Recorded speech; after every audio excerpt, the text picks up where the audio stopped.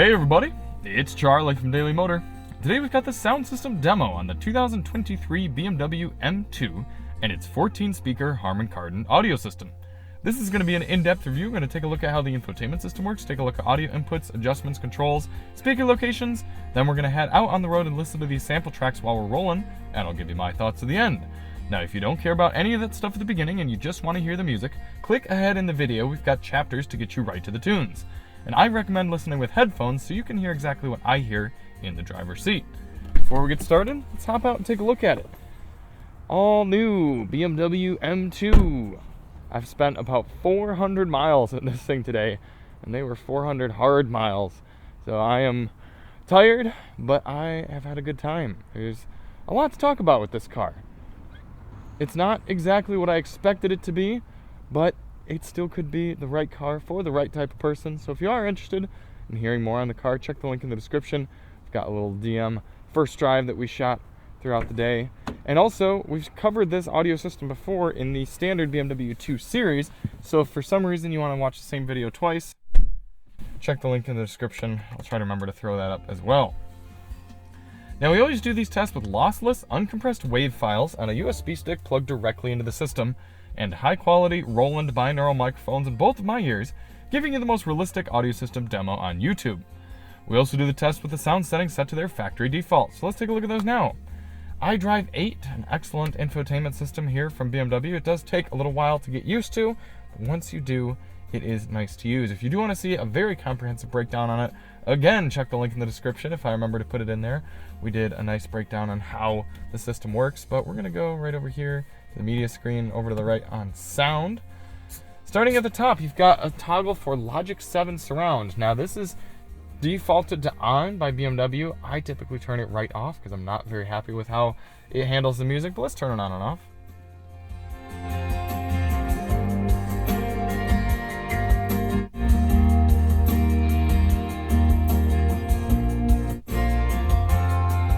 It adds a lot of hollowness and an artificial sound to a system that already sounds pretty hollow, so I'm just gonna drop that off right there. Well, actually, I will demonstrate how you can adjust the intensity of the surround below that if you have it enabled.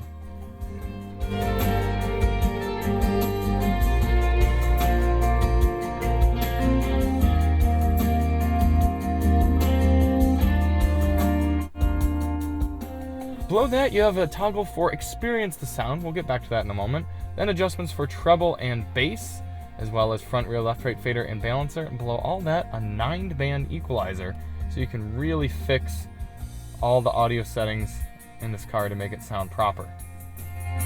See, doesn't that sound good? And then when you really screw it up, you can go back, scroll down and hit Reset Settings, brings it all back. Let's back up the song a little bit here and go through treble and bass.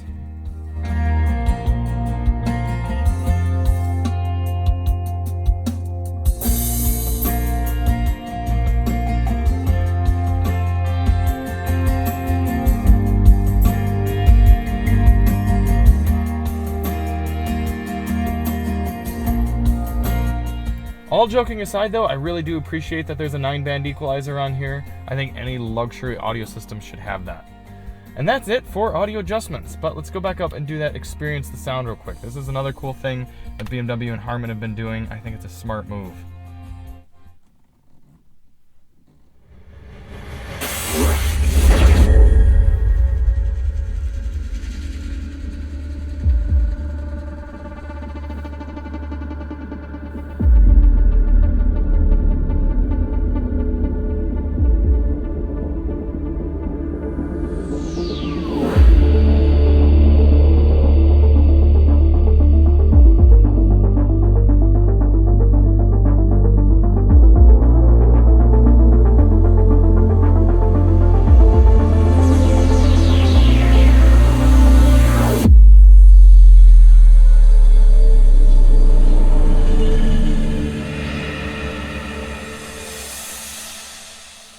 Nice way to flex the audio system, and also kind of shows off the surround elements since most people don't walk around with 5.1 surround capable music on a USB drive.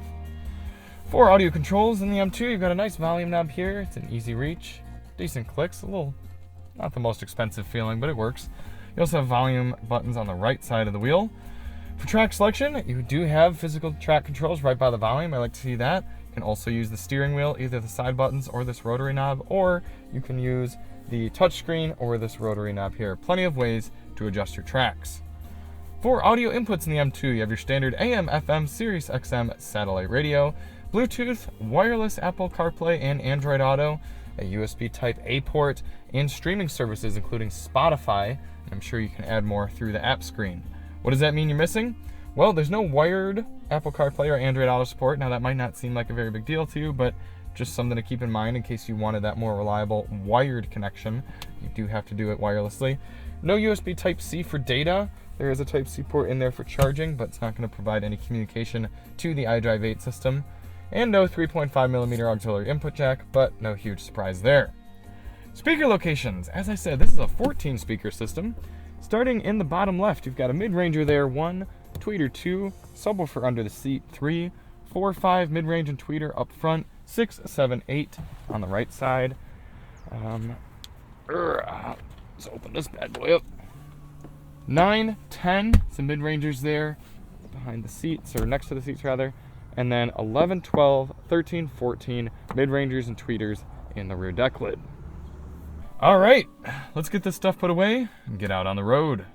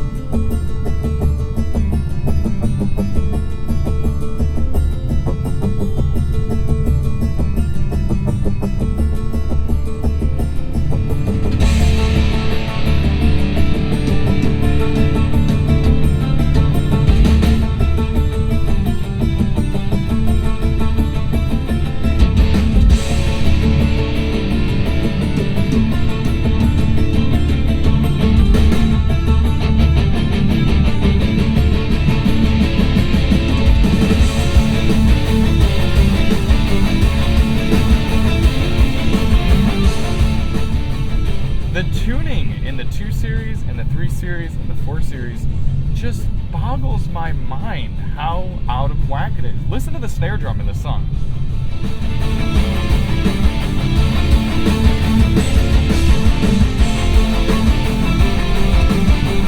I shouldn't be able to hear all snare.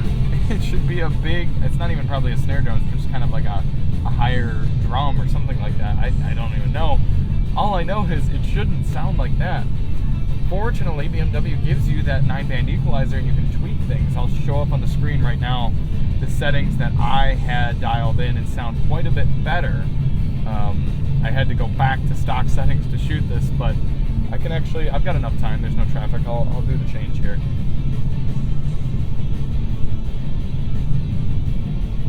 Might not be able to get it exactly what I had before, but I kind of remember what it was.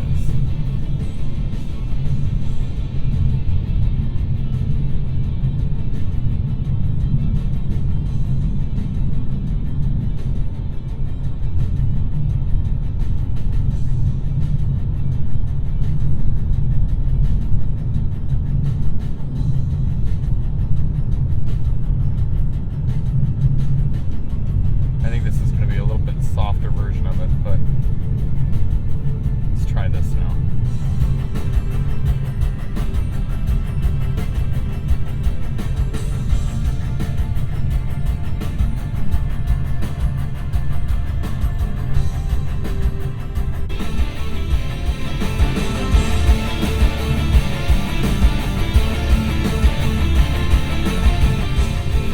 That's better.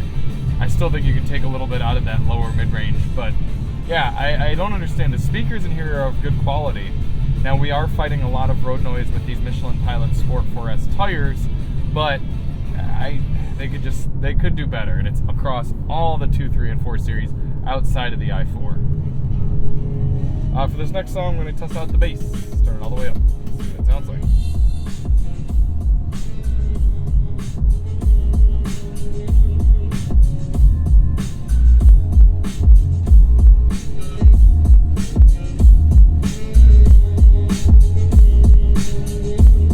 So the underseat subwoofers do a pretty good job at making a full sound.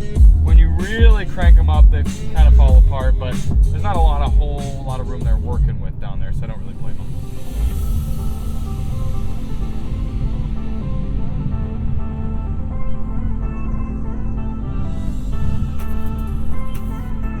Oh, the other thing you got to do to make the sound better is turn off the surround.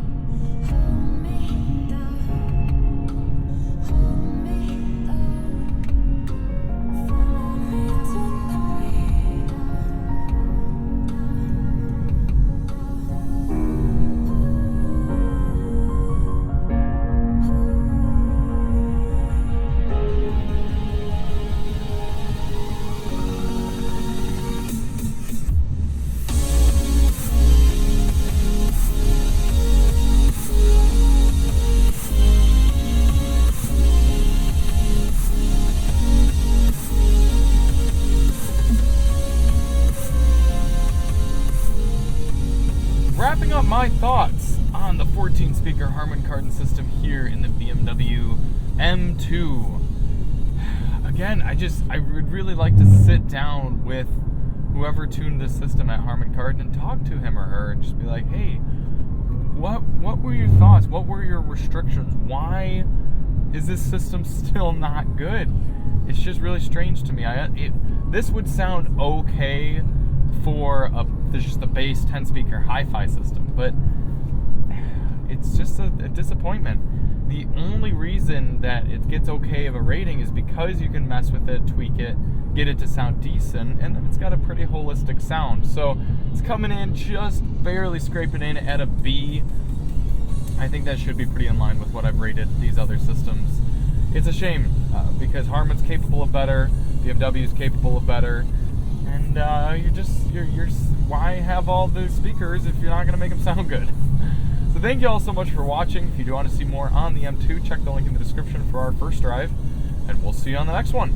I'm Charlie from Daily Motor, and as always, drive on.